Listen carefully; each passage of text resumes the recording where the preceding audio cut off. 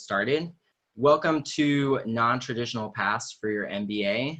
We've got some really exciting panelists today, and I think that this is going to be a really exciting session that kind of offers an opportunity to look at MBA from an alternate perspective. So we'll just go ahead and get started. I'm going to have our three panelists introduce each other. I'll have Heather go first, and then Anthony, and then Michael.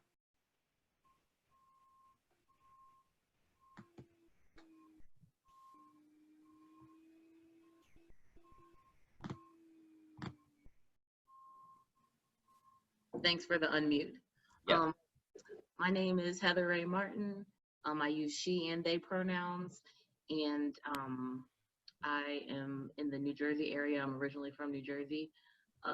Just by way of initial introduction, I've been involved with reaching out for quite some time. At some point I was on the board, and I'm excited to talk today about how post-MBA I took maybe more of a non-traditional path or direction. And I will also say that, you know, as we go through the conversation, I'll be open to talking about how sometimes non-traditional paths are things that happen to us as opposed to perfectly planning to do it that way. But I'm really excited to be on the panel today and have the conversation with actually a few of my friends. So thank you. Hi, my name is Anthony Esposito. I was a part-time MBA at Baruch Zicklin School of Business. I graduated in 2012. This is my 10th Ramba. I was on the board of directors for Ramba for about 8 years, I think. And I currently work for Microsoft in real estate and security. My name is Michael Thomas. I am the Ramba novice of the group, as this is only my second one. I work for Discover currently, and I've been there about 5 years. I received my MBA from the University of Illinois in 2018, during which time, I pursued it part-time, so it took me 2.5 years, and I'd already been working professional for 5 or 6 years when I decided to get it. So I'm super excited to take part in the conversation. Awesome. Thank you, guys. So I think to get us started, the question that I want to kind of organize our conversation around is to first define non-traditional. I think that there's different ways of understanding what that means. So if each of you could go ahead and define non-traditional path in your own words, I think that'll get our conversation started off to a good start. Cool. I guess I'll start because if we're going in that same order, for me, when I thought about it, I think there's a lot of things that are non-traditional or non-conformist about my existence in corporate America in general, which I think is possibly one part of the conversation, and sometimes it being a bumpier road getting to leadership and management roles. I also, I think a lot of individuals outside coming right out of business school, they like to go into consulting because it gives you like a breadth of experience, or that's like the hot button, career aspiration for folks. I think people are looking for great compensation and things like that. I actually was not interested in consulting, especially maybe about 15 years ago, coming out of undergrad. They had very strict rules around like what business formal meant as far as what you would wear. I think that the industry of management consulting has evolved. And I also happen to be in a more niche, I'd say more boutique type of consulting setting. So I've been able to find some success there. And I did it in reverse in that I came out of business school, went into industry, worked in pharma and life sciences. I guess I would have been on the client side. And then I transitioned into consulting, now leadership and management, after having experience, on the company side. I think a lot of people start in consulting and then go to work for an organization like their client. They kind of use it as like a stepping stone or a career progression. Happy to talk about what happens when you do it in reverse and you kind of come into consulting as an expert. It's a bit of a different recruiting style to even be an experienced professional going into consulting, and happy to talk about what that path looks like, if anyone were ever considering doing the reverse of the usual path, I think postgraduate degrees in management and strategic consulting. Yeah, and I think I would agree with a lot of what Heather is saying. Like, I think my non-traditional path has been like varied, and it's been really fun and interesting.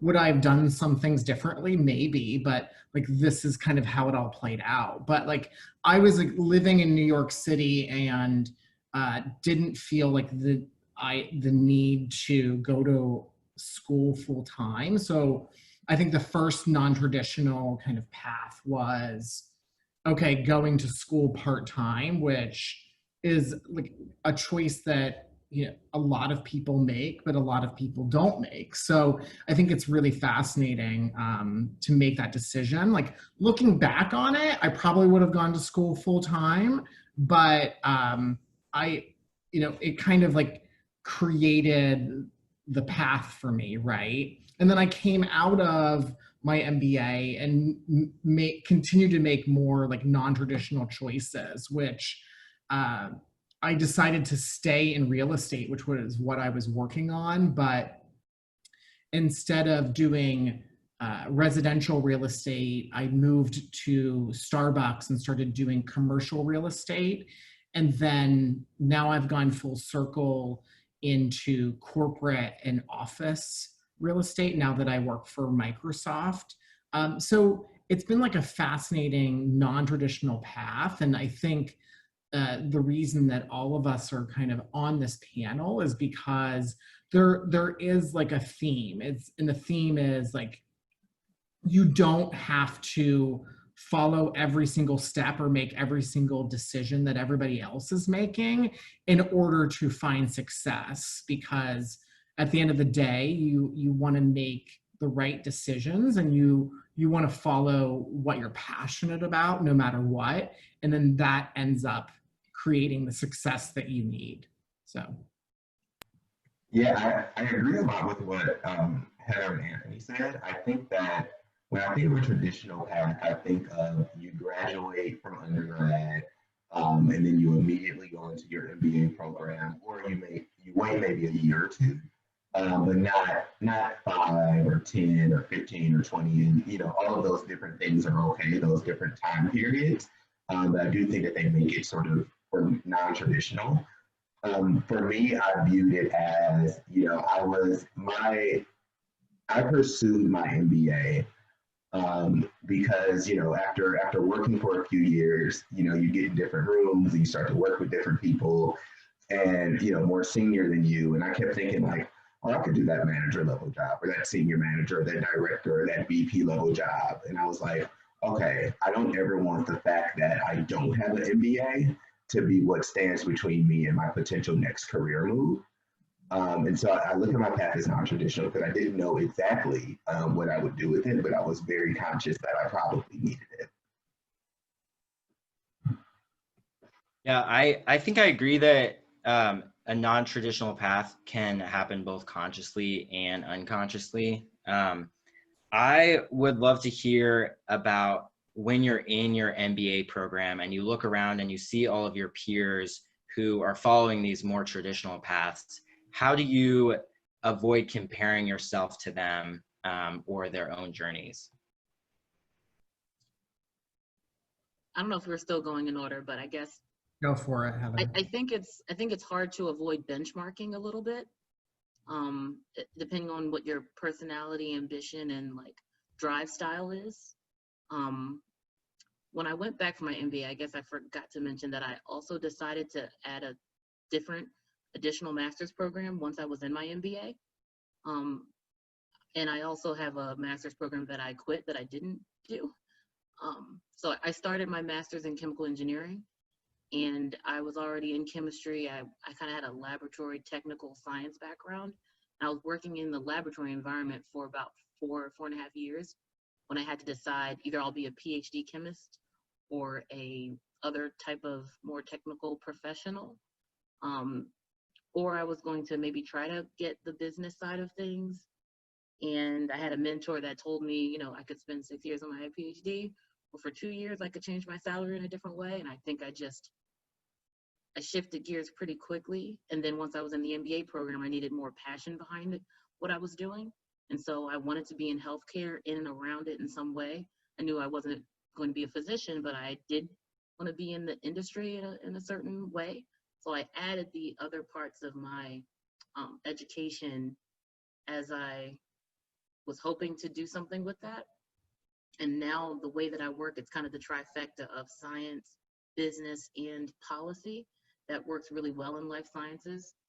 So when I went to work for a pharma company, I think myself and a lot of my counterparts were multiple degree holders.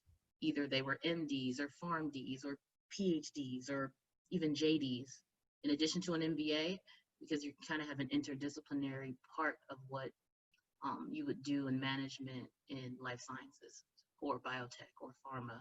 Medical devices I've dabbled in as well. So yeah, I was just gonna add that like to the swirl, because I don't think I talked about that educational decision the way that Anthony and Michael both referred to their, like, you know, going part-time or kind of trying to figure out where they were headed.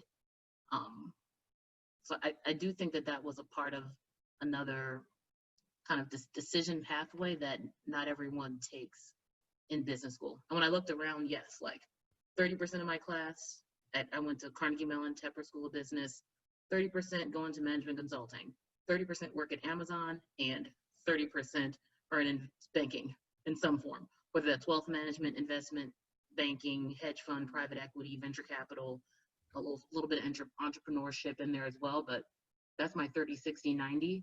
I definitely was that 10% that I think you see at a business school that is just trying to forge or take a path that's not perfectly related to everyone around them. But I can't help like looking at my peer group and saying, you know, we're prepared for middle management. Am I also at the similar level as they are? Just because I think that that is a testament to some level of career progression. I probably have had a bumpier road than some, but I don't look at it as negative. I think it's been more of a positive for my experience and like knowing how to manage, work in different environments, work with different people. I'm gonna take it glass half full as opposed to like, you know, I want a certain title.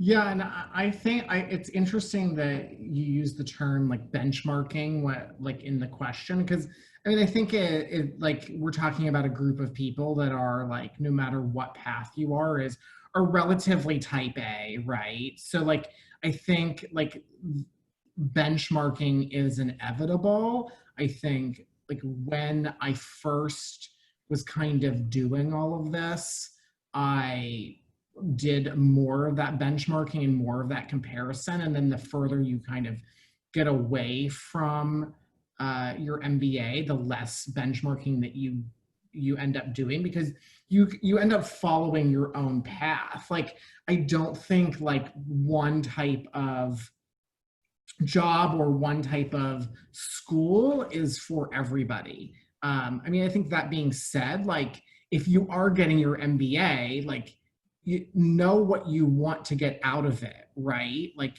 just don't do, like I just don't think that there's a point of doing anything just to do it.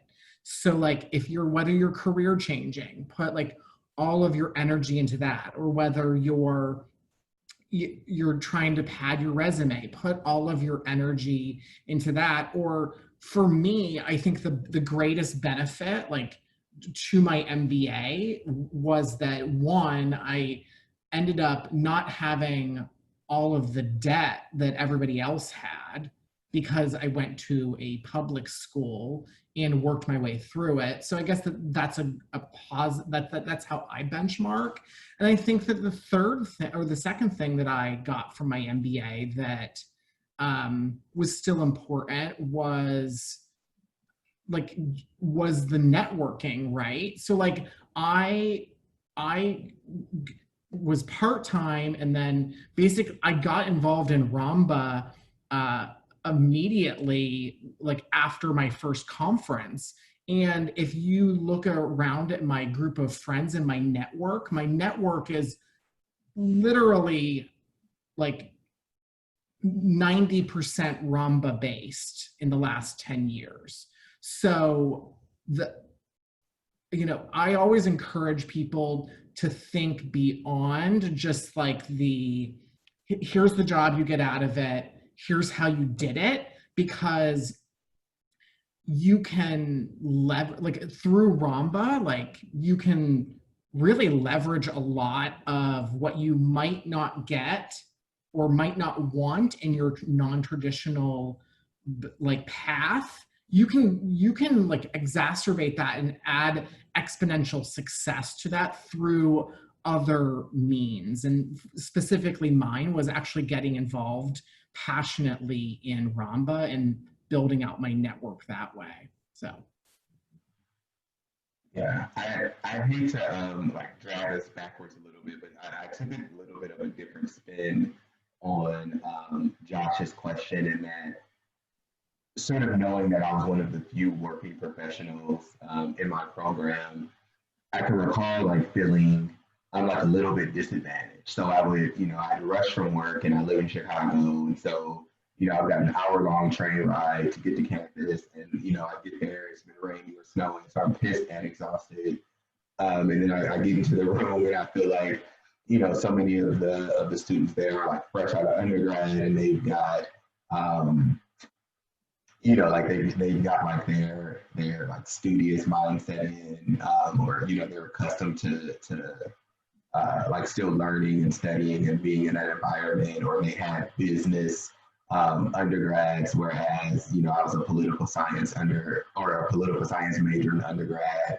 We're in statistics classes. I'm like, oh gosh, I've spent the last whatever amount of time running away from numbers, and here I am. I've got to master them. And so, in a lot of ways, I felt disadvantaged initially in my undergrad program, but then sort of taking the non-traditional path, it kind of added on to my diversity, already in that room. And there's true power in, when they say like diversity in thought and diversity in experience, like that's a real thing. And so like in the workplace, I'm able to contribute to conversations in a different way because of my lived experience, as a gay person, as a Black person. And then it was the same thing in business school, but just compounded with the fact that I was a working professional. So like everything wasn't conceptual to me. I was able to contribute to the discussion, say like, that's not practical in a lot of workplaces, or at least not in financial services. And it's more likely to go this way. And so where I started grad school sort of feeling disadvantaged because of the non-traditional path, I came to feel, sort of advantaged and empowered because I'd gone a different route than everybody else in the room, and was able to bring that different route, or articulate it, in our conversations and discussions and projects and that sort of thing. Yeah, I like that, Michael. I think you can even use your background as barter in educational experiences. So I had never really taken an accounting class, but I understand math, even like higher level math. So when it got to like microeconomics, or like something that was calculus based, because at Carnegie Mellon they make you do calculus in the MBA program, I was tutoring people in calculus, or like helping them with the math, and they had to just like explain to me again how to add and subtract accounting, because for some reason that was just a completely different concept. Yeah. It was like a foreign language. I was like, I know how to do math, but accounting is not. You sound like you're in better shape than me. I can recall like looking at the calculator, like, now which button should I press to perform that action? and that way it could be like a more enriching experience. I think that's why education at the business school level could benefit from that increased in diversity. You have a better classroom experience, better educational outcome. For sure. Yeah, I think we've touched on this earlier this week, but that diversity of thought aspect that comes with being non-traditional. So how do you leverage the strengths that you have in this approach, whether that's being a non-traditional student or going in a non-traditional path, how do you leverage that within your MBA program with your peers and within your current career, using that diversity of thought and that alternate worldview? Is it okay to go out of order? Any order is good. Yeah. Okay. I know it's easier for me to speak about it in the workplace than it was for my grad program. And what I found is that, once you're at work, if you are doing a good job at your job, it's much easier for you to branch out into other things and speak up and chime in areas where you probably don't have any business. And so by that I mean, once I'm doing well in the position I was hired for,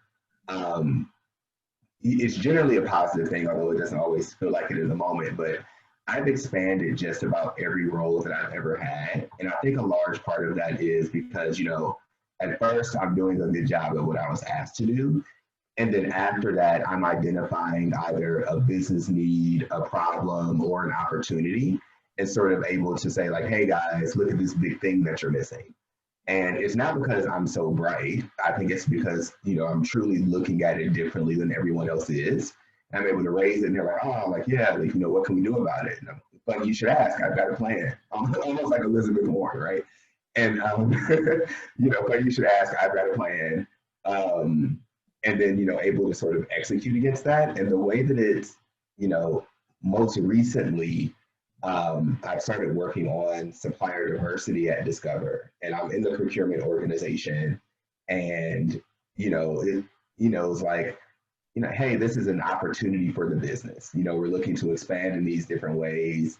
This is an opportunity to improve our brand perception or penetrate in spaces where we weren't before. And so that was really well received. So now I'm doing that in addition to my current role.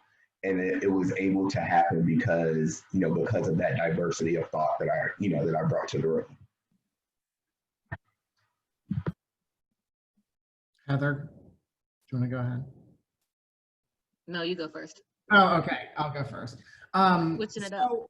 So I think like the thing that's really interesting to me about the question, like when you think about diversity of thought, I mean, having an MBA going into like a non-traditional MBA organization or like industry, I think is a huge advantage because it might not get you the job because people might not care, but it once you get into something, it really does expand your horizons because at least I found in real estate and construction and design is that you're able, your MBA, it enables you to think at a higher level on different wavelength, just like Michael is talking about. So it does enable you, when combined with hard work,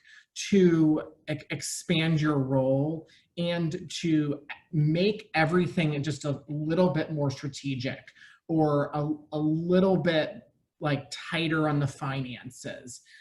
Because if you're a generalist in a lot of these organizations, whether you're a part-time or full-time MBA, it really does help you to have a skill set that is just as diversified as your generalist type of work. So if you're able to leverage like your non-traditional background, which with your education, you can really, like Michael is saying, continue to expand beyond what you might have originally been underestimated about.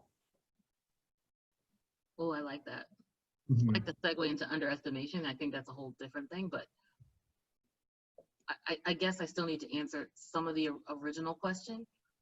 In that something that I think happens is, so you come into a role, and I do believe that the possibilities or your opportunities are as infinite as your effort to that end. Even though there may be some things in the way, I think at a baseline coming out of an MBA program, you know that you can do higher level middle management at least. I think what helps to take people over the edge, over the top, like I think I've had post MBA advising, coaching that was more tailored to who I am as a person. And I think that is kind of what kind of takes people over the top into the tipping point, into the realm of like executive, whether that's executive presence, whether that's wanting to be the president of the business unit or the C-suite level person. If that is your ambition, and there are not a lot of people that look like you that are in those places, I've noticed that I've been able to open up some minds at times. And so therefore, when I am in certain rooms that they've never seen someone like me in before, the business school education and the credentials are just, they're icing on the cake because they're really getting a real live experience of who I am as a person. So they have to build trust and have that, you know, belief in my acumen in that moment. And some of the other stuff is like icing on the cake. Mhm. I do wish that the educational experiences we had were better at helping people get ready to tip the scales a little bit more. I keep saying that, like, I do feel like I could be a great middle manager, but I had to do some other education, other improvements upon myself for me to be ready to be something, be a little bit beyond that. And maybe that's my own ambition or what's inside of me, but I think a lot of people have that inside of them, and it's not always the experiences that they go through that help them tip the scales in the direction of more and more senior leadership, because that is a skill set and a even a mindset unto itself on its own. And it wasn't until I was around a lot of more senior leaders that I started to pick up on it or absorb those things as far as what they mean, at least in the context of corporate America, whatever that means to people. Mhm.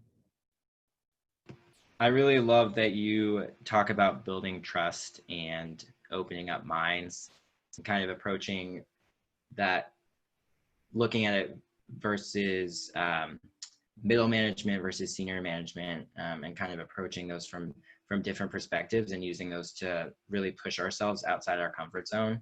I think I am going to transition into taking a couple questions from the audience. We had a couple good ones come in.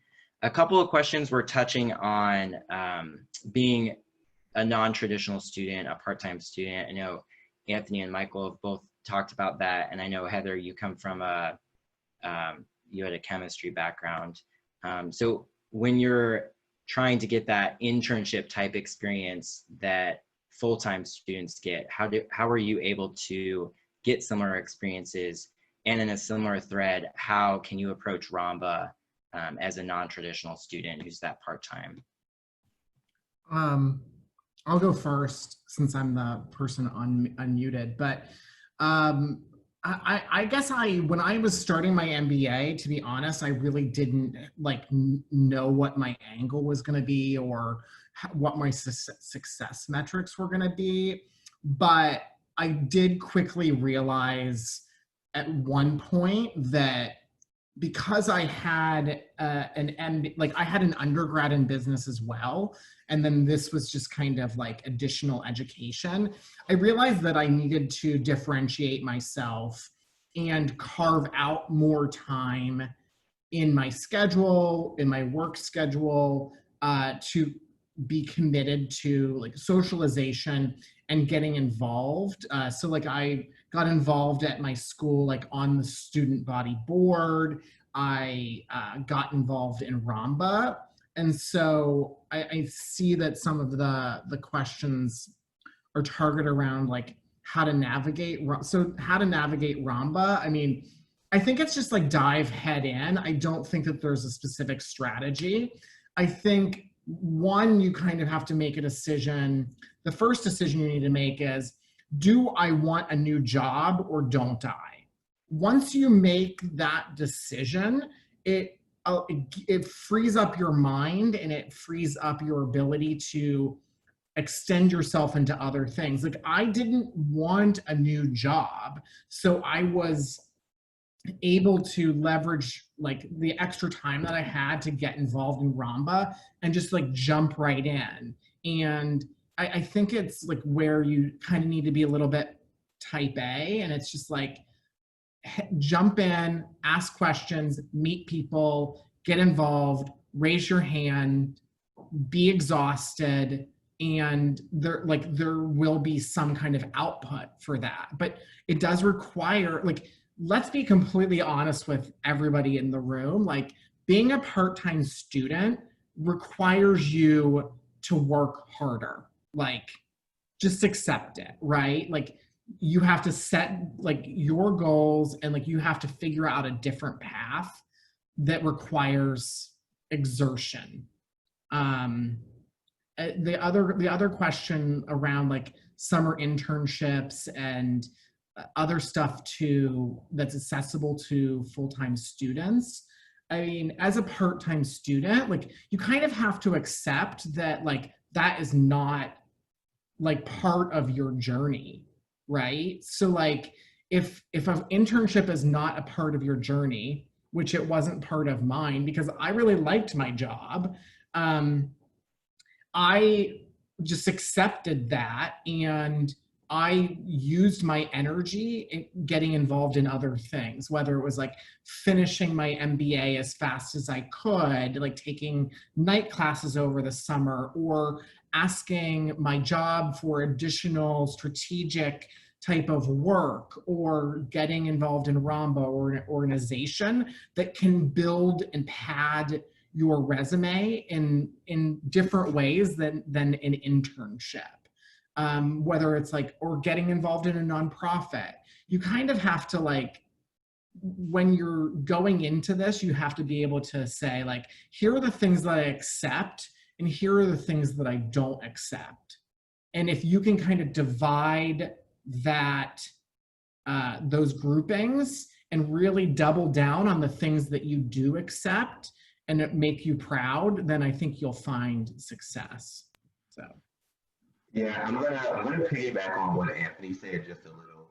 So for me, I sort of decided that in order to make my MBA worthwhile, since I was working already, that I needed to sort of advance either internally or externally within a year. So to make that, I wanted to capitalize on the momentum of getting my MBA within a year. And so like going in, and I'll make that make sense in a minute, but like going into the program, I think that I was unaware of the difference that there is between full-time and part-time students. And it took me a while to like come around to what Anthony just said of accepting like, oh my gosh, I won't be able to do that. I won't be able to go there. I won't be able to go to the, the 2-month, I don't know, whatever it is, where like you go to a different country and, go to a different school there. Like I won't be able to do those things, right?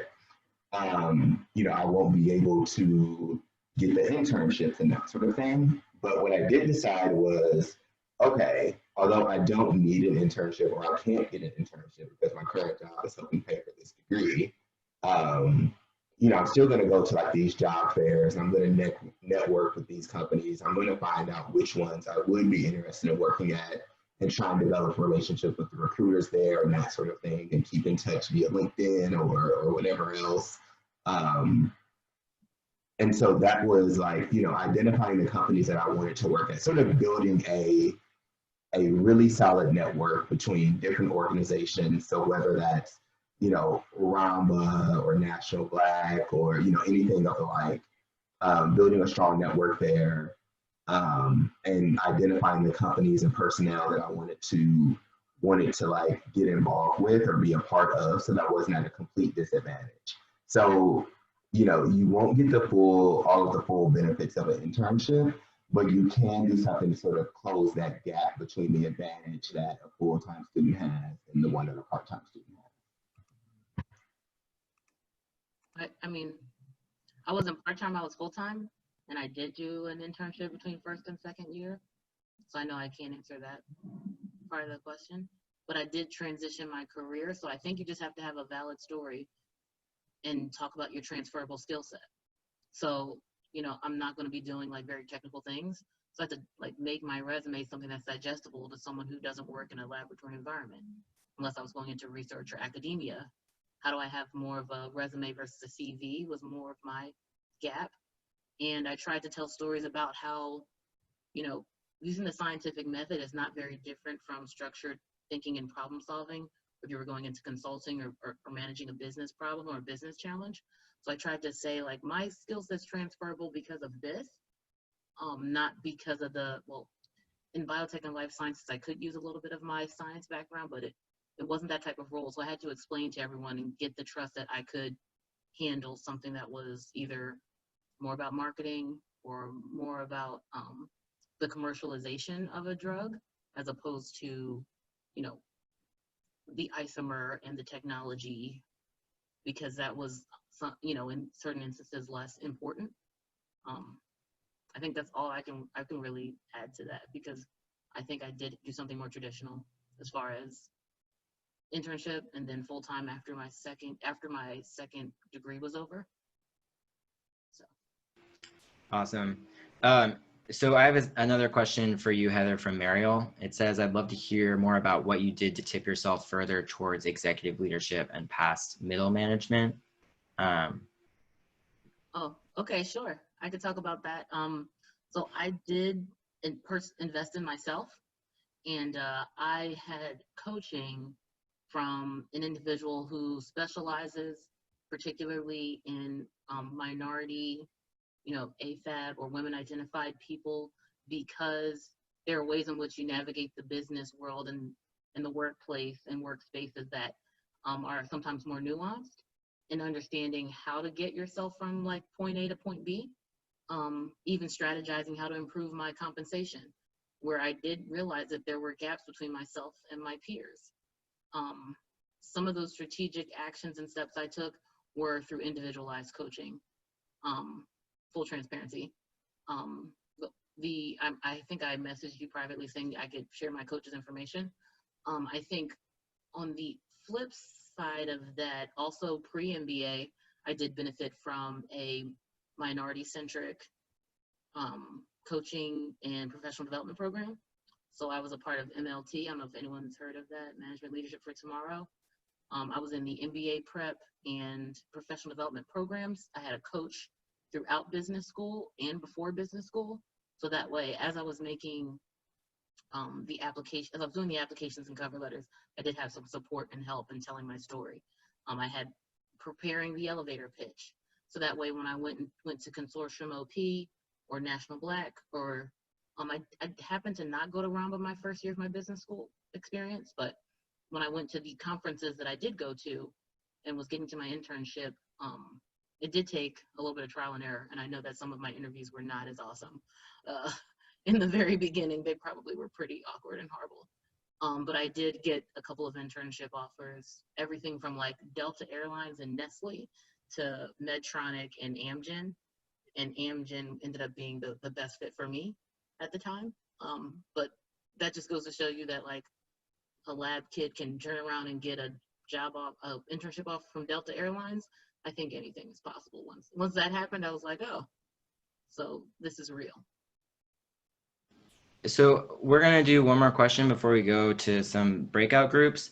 I think building on what you're talking about with coaching, Heather, for each of you, were there mentors that you specifically sought out as you went through this journey? And if so, how would you recommend finding really strong mentors or coaches? I think that finding mentors, I'm glad that you brought that up. It is really, really important. And actually been in the opening event, he mentioned Carla Harris, and she is an executive at somewhere on Wall Street. I don't want to mess up the company and have y'all looking for somebody on LinkedIn and it's the wrong person. It's a bank.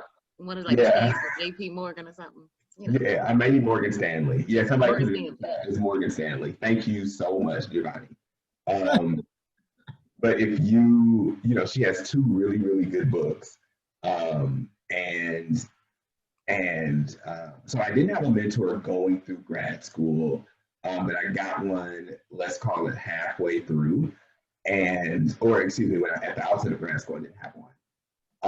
And I did not even know, you know, that I wanted or needed a mentor. You know, everybody is aware because of, you know, recent events that there's sort of a lack of leadership or lack of Black leadership, you know, at the top of a lot of organizations. And I was at an event and at work, and there was a Black VP, and he was speaking, and I was like, this guy is awesome. Like, he is really good. And not just because he was Black, because he was awesome, really good, which is probably why he was speaking in the first place. But I was like, he's going to be my mentor. Like, he doesn't know it yet, and I don't know how we're going to make this happen, but he is. And then, you know, a month or so later, we happened to cross paths. And, you know, I was able to sort of strike up a conversation. It felt like I was asking him out on a date, but it wasn't a date. And, you know, like, you know, over time, I was able to, you know, we had a few like lunches and that sort of thing. And I was able to sort of formally like, hey, you know, do you want to teach me how to do this work thing? And he said, you know, luckily he said yes.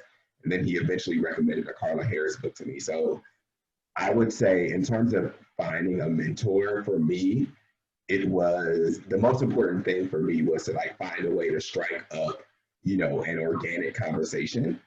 And so since him, I found a second mentor, and luckily it was somebody I worked with regularly. And they seemed to like me. And so, you know, it was easier to have the conversation. But I would say, you know, be strategic about identifying the person that you want, and then be clear about what exactly it is that you want out of the relationship. And as much as possible, find a way to make it a two-way street. You know, these people generally have full-time jobs, and you're coming to them with your problems. They can't solve their own. So, you know, try to make it, you know, beneficial for them as well.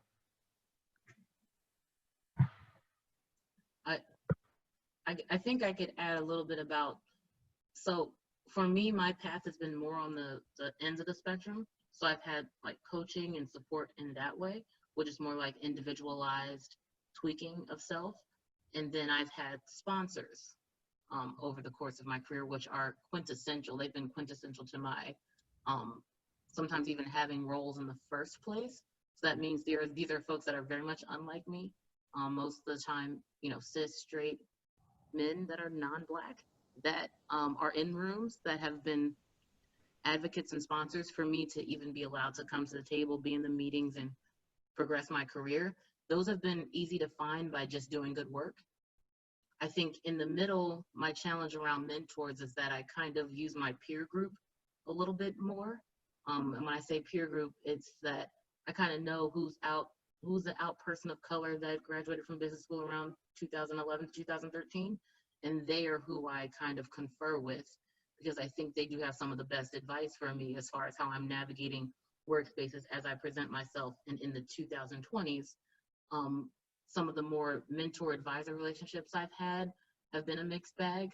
You know, I kind of take some advice, I leave some on the table, because I've had quote unquote mentor folks tell me I should maybe wear a wig or not have my hair like this. You know, I think I've gotten into more rifts with people I was somewhat similar to that wanted me to conform in certain ways.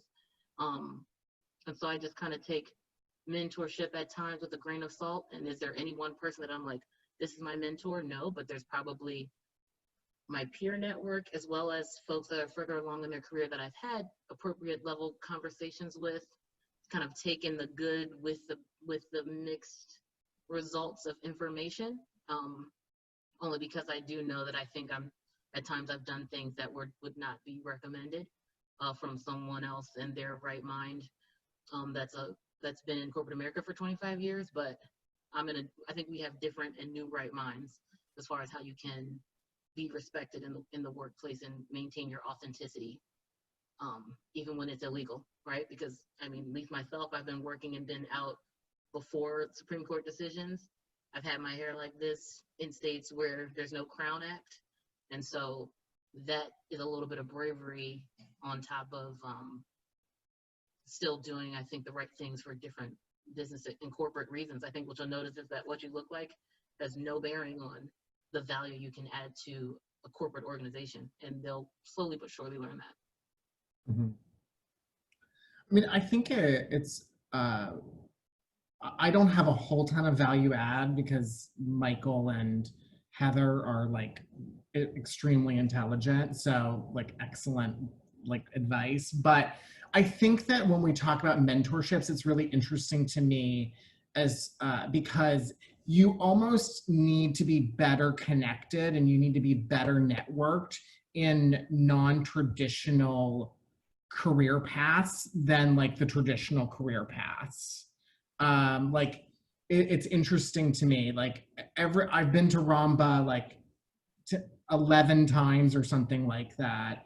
And I worked for Starbucks for like 6 years, and now I work for Microsoft. And literally every single time I'm at the Career Expo, somebody is like, I want to do sustainability, but there are no jobs in sustainability for MBAs. Like, what do I do? How do I do that? Like, let me know. I think, and that's just an example, but I think just to add on top of that, if you're going to do something that's a little different, like you need to build, whether it's mentors or friends or people in the industry, you basically need to say like, this is what I'm going to do, and I'm not going to give up on it until I get there, and just network the hell out of every situation in order to get there. So whether it's Heather talking about executive leadership, or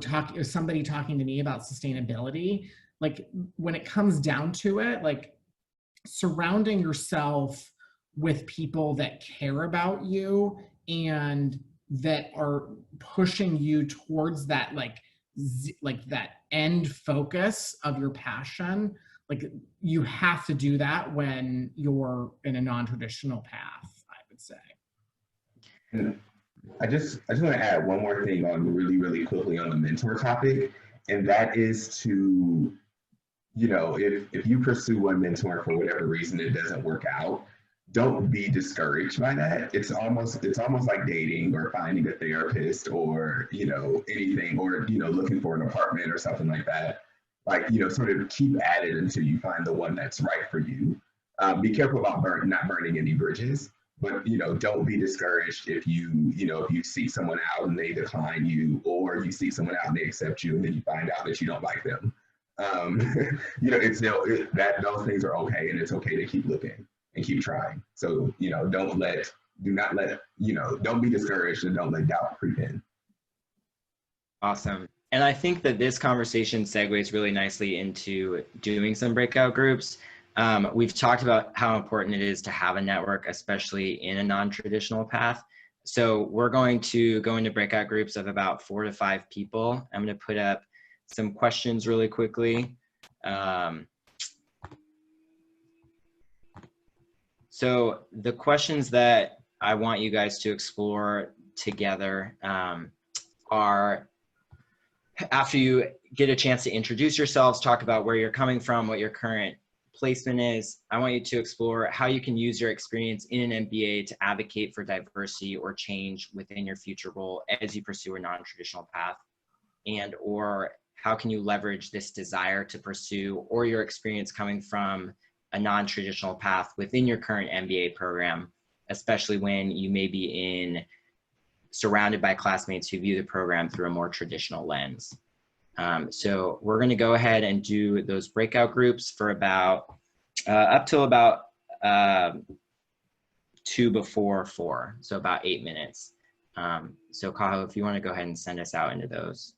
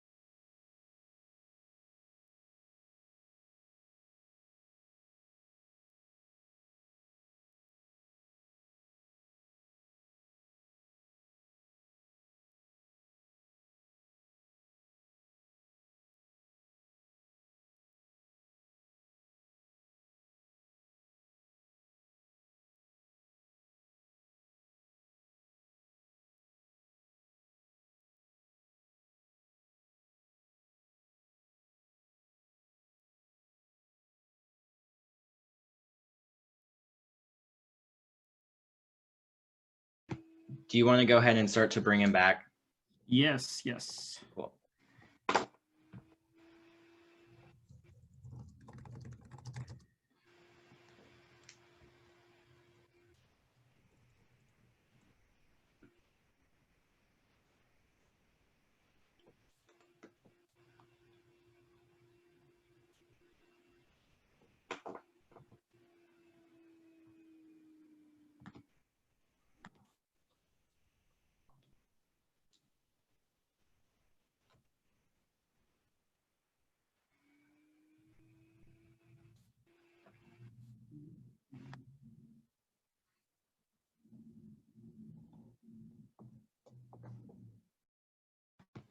All right, we'll give everyone a little bit to come back from the breakout groups. I know we're pretty close to 4 o'clock, so I wanted to give us the time to close out really quickly.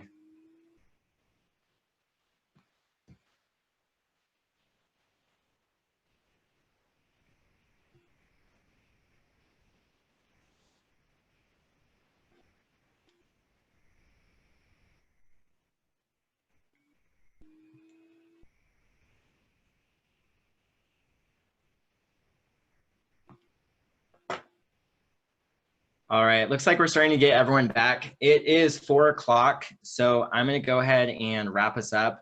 I hope that you guys were all able to have some sort of takeaway from today. Hopefully able to start to build connections with people who are also coming from non-traditional paths. I really want to thank Heather, Anthony, and Michael for their time today. I thought that the conversation that they had was really fascinating, and I know I'm walking away with some really interesting and exciting lessons that I'm going to be able to take forward, and I hope that y'all are as well. I will give the opportunity for people, if they want to stick around and chat for a little bit, that's a possibility, but I also want to respect everyone's time, and thank you all for attending today.